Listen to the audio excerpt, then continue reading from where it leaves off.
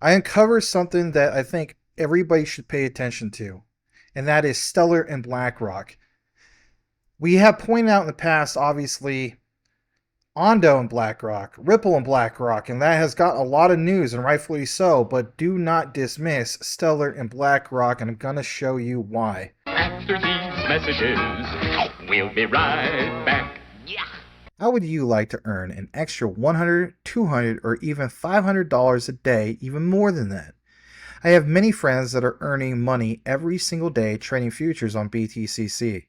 It's a simple process, and even if you don't want to learn how to trade, you could follow a trader on the site and let him do the trading for you. Currently, I am following BlackRock, and no, it's not the Larry Fink BlackRock, that's just his name, but this gentleman has a win rate of 95.33%. His assets under management is a little over 96,000, so he has a lot to lose. Don't just follow the people that have very little to lose. Follow the ones that actually are consistently trading. This is currently full at the moment at 1,200 copy traders. So if you see this basically have an open slot, again, not financial advice, you may want to consider jumping into that. Here's why. As you also see, the last 7 days, his win rate is 100%. The last month, his win rate is 95.51%. And the last 3 months, he's doing about roughly 89%. Again, a lot of you guys want just a copy trader that you can basically follow. But again, don't set it and forget it. Learn copy trading. And again, I'm not trying to have any of you guys use your hard-earned money to lose anything. You don't know what you're doing? Don't jump into this, but there is money to be made, and don't use your nest egg for leverage trading. Use a separate portfolio. But I suggest learn how to trade. Earn you some extra money on BTCC. It's easy. You don't have to KYC, and you don't have to use a virtual private network VPN. This is a wonderful site. They've been around since 2011. Give them a shot. Also, when you earn that extra money, you can store that on your Decent wallet. The Decent wallet was not affected by the recent XRPL debacle, where the backdoor of many wallets was open and there was a breach. So Decent wallet was not affected by that. Decent wallet is as safe as you keep your seed phrase. It's a wonderful product, and you can get the discount by using the link. It's the only way to get the affiliate discount, and that is to use an affiliate link. So that link is popping up on the upper right side of your screen, and it is the one that you will use. You will also get free shipping. Pick you up a Decent wallet today. Secure your assets. If you don't have them stored in a wallet and sitting on an exchange, then you're at risk. So pick you one up today. Thank you. So for one, look what's mentioned here, September 28th. Stellar, the best ecosystems keep growing, and Stellar ecosystem is reaching new heights. As you see here, you have Jose Fernandez de Ponte. He's the president and chief growth officer over at Stellar.org. And he is in this interview with CoinDesk. Broke it down, of course, in regard to Meridian 2025. And there's a lot of updates about Meridian 2025 going on, as we mentioned. I want to share this. I want you guys to hear this for yourself, and then we're going to tie in so many things that I don't think hardly anybody's really mentioning in regard to Stellar and BlackRock. Let's play this. We'll be back here in about 24 seconds. The ecosystem is, if you look at the Stellar ecosystem, so the DeFi volume is up 10 times in the last year. The developer ecosystem is up 50 times, which is growing 5, 6, 8 times faster than overall blockchain industry. Definitely the ecosystem is very vibrant. And as you're saying, for a system that is so distributed, people really enjoy the opportunity to see each other in real life. And a lot of the advancements happens in these exchanges here. All right, on top of that, let's jump into a little bit more about this. So for one, I'm going to take you over to here. This is Danelle Dixon. Equitable access starts with shifting the entry point from $2,500 to $25. At Stellar Development Foundation, our mission is to make that access not only possible, but commonplace globally. Now, you'll see why here shortly, why I'm putting so much emphasis on this term of equitable access. I'm going to play this. This is under 1 minute 20 seconds. Listen to this from Danelle Dixon. Here we go. I want to look beyond the US for a minute, because as you mentioned earlier, you held the Meridian Conference in Rio de Janeiro. And a big focus of that event was, of course, global adoption and the idea of tokenized real world assets. For you at the Stellar Development Foundation, how are you thinking about adoption of RWAs abroad and how it might differ from the US? Well, I think that one of the things that's so important for, even in the US, what's really important is it lowers the barrier to entry when you actually can change your money market fund to the entry point being $2,500 to $25, which is what we've seen happen in the market. So that's a really important first step in the US. But if we think about like in LATAM and on the African continent, there hasn't been a lot of ability to hold US treasuries before. And so now you can, and you can bleed into that market and make it so that it's just commonplace for them. And that's huge. We see wallets who are already trying to leverage these assets and bring them to their users. And that just opens up a whole world of everyday financial services that a lot of these users and these businesses have never had access to. It's part of our mission. It's part of what the SDF has always been focused on, which is creating that equitable access to the global financial system and doing it with financial institutions that are going to benefit from it as well. So it's a nice two-sided market, and we want to see those markets grow. Again, this whole topic of what is referred to as equitable access. Now, one thing I definitely want to point out here is why the terminology is important. This is from Harvard. In fact, it comes from what is referred to as digital access to scholarship at Harvard in regard to blockchain technology to global health equity. Can cryptocurrencies finance universal health coverage? Now watch this. So jump down. I want to share this with you because it points out the World Bank. And for one, that's always interesting because the World Bank has obviously highlighted not only Ripple, but Stellar, and specifically XRP and XLM as, quote, global stable coins. Look what's mentioned here. It says here specifically that at that time, World Bank President Dr. Jim Kim made clear his own institution's support for UHC, arguing before World Health Assembly in May of 2013 that access to care was foundational to ending poverty. Achieving such health equity and universal access to healthcare is dependent on equitable access to capital markets, allowing nation states, municipalities, hospitals, and clinics access to capital flows to develop infrastructure, workforce, and supply chains. Now, I want you to think about this in regard to the infrastructure. And we're going to get more into why that's a big deal. There's a couple other mentions here about equitable access I think is worth highlighting. It says, in the current financial paradigm, per capita, health spending in LICs is projected to rise to only $195 by 2040. Right? Oh, only, right? Workforce creation and sustainability are dependent on capital flows.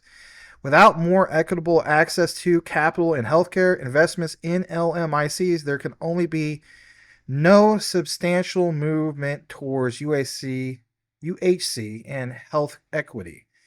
And what it points out here, again, is understanding the key term of equitable access, because once you get into it, it says here workforce creation, again, capital flows. Without more equitable access to that capital and healthcare investments in LMICs, there can be no substantial movement towards UHC and health equity. There are many reasons why potential funders have historically shied away from this investment in low and middle income health systems. But first, and I should say foremost, potential investors, both traditional donor agencies and sources of private for-profit investment, often have insufficient data about the quality of care and management of institutions in which they could potentially invest. All right, watch this. Take you over to this side. In conclusion, the UHC and global health equity will not be achieved without first establishing more equitable access to capital markets and financing at all levels. Again, Larry Fink has pointed this out numerous times. Larry Fink of BlackRock. So from nation state to patient consumer. And look what it mentions. Does it highlight anything about cryptocurrency? It does. Innovation in cryptocurrency and blockchain technology have the potential to dissolve transnational financing barriers and address issues facing equitable capital access, including ease of use, accountability, transparency, monitoring, and evaluation, corruption, and even fraud. For blockchain to reach its full potential and help move the world toward health equity, the global health community and the global financial community must work together. Yes, I would agree on that. Now watch this. What about any mention about specifically like cross-border payments? Well, on page 3 of 7 of this PDF from Harvard, it mentions a move towards universal access to financing. In its June 27 report, FinTech, the International Monetary Fund, the IMF, found that emerging technologies are likely to improve cross-border payments with cheaper, faster, and safer options and blur boundaries between markets, intermediaries, and financial service providers. Now, it also goes on to mention on page 2 of 7 the whole thing of smart contracts. And we know that when it comes to Stellar with Sorbonne, that is their key platform for smart contract functionality. You know, if you want to put into layman's terms, you should look at basically Stellar as an XLM as being like a more advanced version of traditional ETH. And you should look at basically Sorbonne kind of like how you would look at ERC20 smart contracts, but more faster, more efficient, and if anything, more scalable. As we see here in the key questions, it says blockchain technology could usher in a new era of multilateral financing mechanisms, for example, through the use of smart contracts for health system development. Again, all these other references as well. But what's also interesting is this part. Remember how I mentioned Ethereum? It says, for example, by design, cryptocurrencies protect against duplicate or counterfeit transactions, such as a system that enables complex automated transactions. And recently, the cryptocurrency Ethereum began to employ sophisticated smart contracts. In these transactions, conditions must be satisfied before a transaction can be executed. Right, we know that. But again, what about specifically Stellar? And again, these ties to obviously IMF, the World Bank, so on and so forth. Well, they reference smart contracts can revolutionize traditional grants and funding from legacy donor agencies such as obviously the IMF, the World Bank, the United States Agency for International Development, and Department of International Development. Now watch this. If I take you over to here, what's really eye-opening is that Stellar back in 2020 highlighted Mr. Yong Kim. He is the vice president and partner at Global Infrastructure Partners, former president of the World Bank Group. Having devoted his career to health, education, and improving the lives of the poor, featured speaker Yong Kim, at least at that time, shared his experiences as the vice chairman at Global Infrastructure Partners and as the former president of the World Bank Group.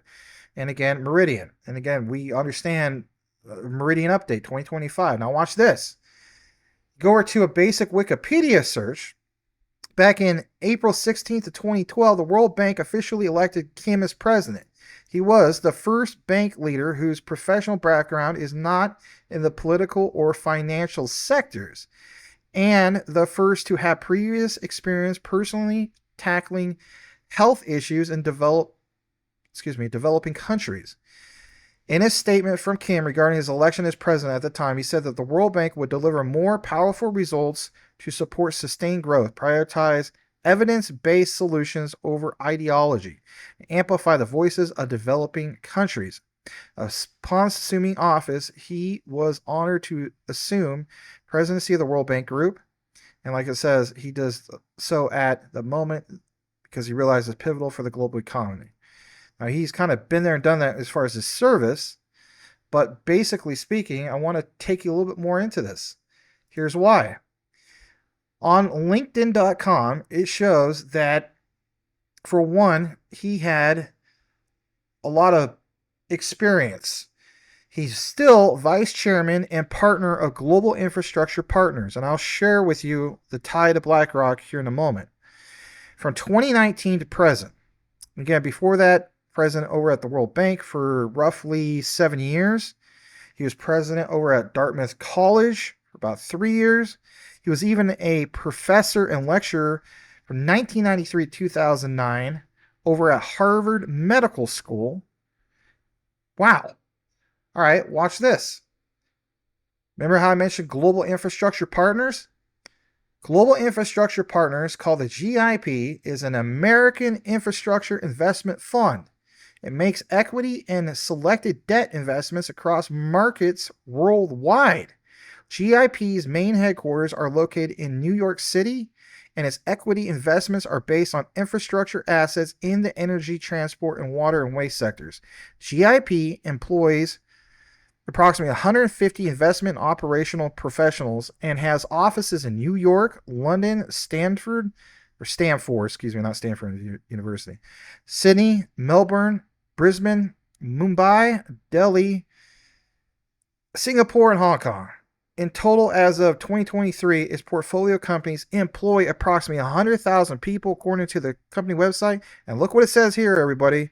Boil it, mash it, stick it in a stew. BlackRock acquired the company back in 2024. Interesting. And what's also interesting is the history of this. Global Infrastructure Partners was established in May 2006.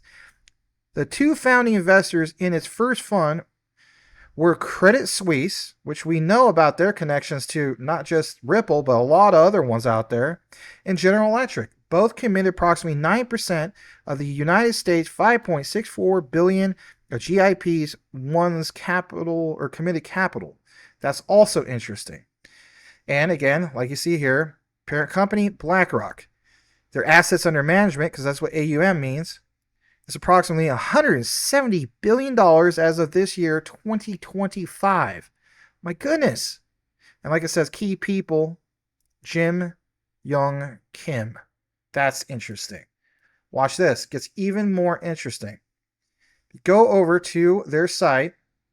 You will see on the front page of global-infra.com, they highlight that they are part of BlackRock. And what's also interesting is to see all this mention, specifically speaking, about infrastructure. And more importantly, the one that dates back on June 3rd, 2025. MGX, BlackRock, Global Infrastructure Partners, and Microsoft welcome Kuwait Investment Authority, the KIA, to the AI Infrastructure Partnership. Huh. Okay. Is that all we have? No, not at all. Under the portfolio area, you see this.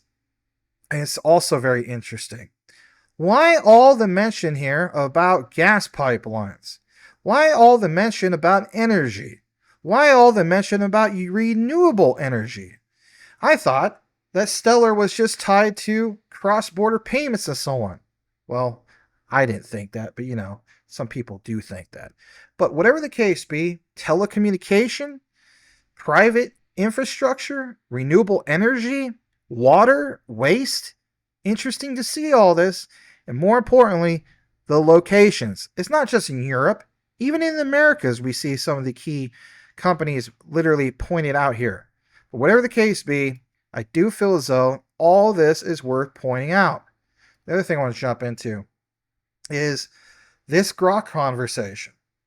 Stellar, via the Stellar Development Foundation and BlackRock, share a notable connection through their joint membership in the United States Commodity Futures Trading Commission, the CFTC, Global Markets Advisory Committee, the GMAC, was established all the way back in 1998. The GMAC advises the CFTC on issues impacting the integrity and competitiveness of U.S. markets, including cross-border payments, stablecoins, and integration of blockchain with traditional finance. This committee represents a formal, collaborative forum where representatives from blockchain projects and major financial institutions like a BlackRock work together on regulatory and market development topics. And here is one of your main highlights. Stellar Development Foundation joined the GMAC in January 2023 as the only Layer 1 blockchain protocol. My goodness!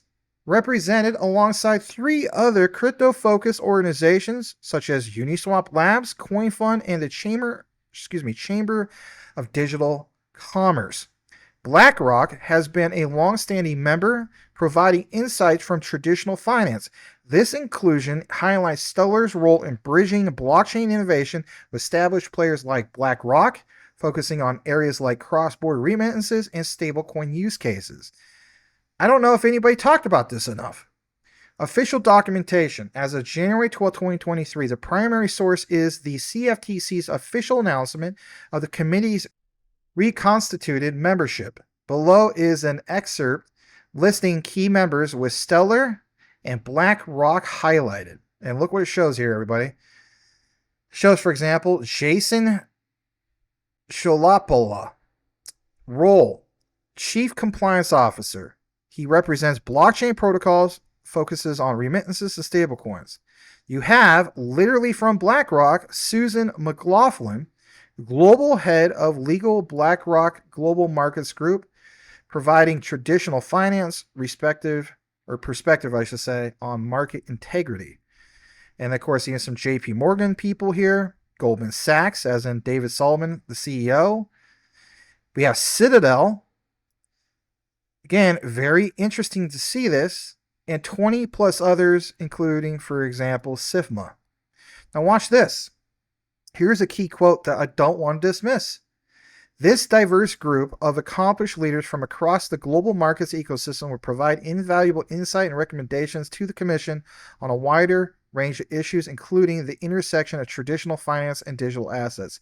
And here in a moment, I'm going to show you the actual document, because I don't want to just quote Grok, because sometimes they get it, sometimes they get it right. A lot of times, most of the times they get it right, but sometimes they may get it wrong. And I want to show you the actual document about this. So for one, SDS blog confirms their participation and emphasizes collaboration with TradeFi giants like BlackRock.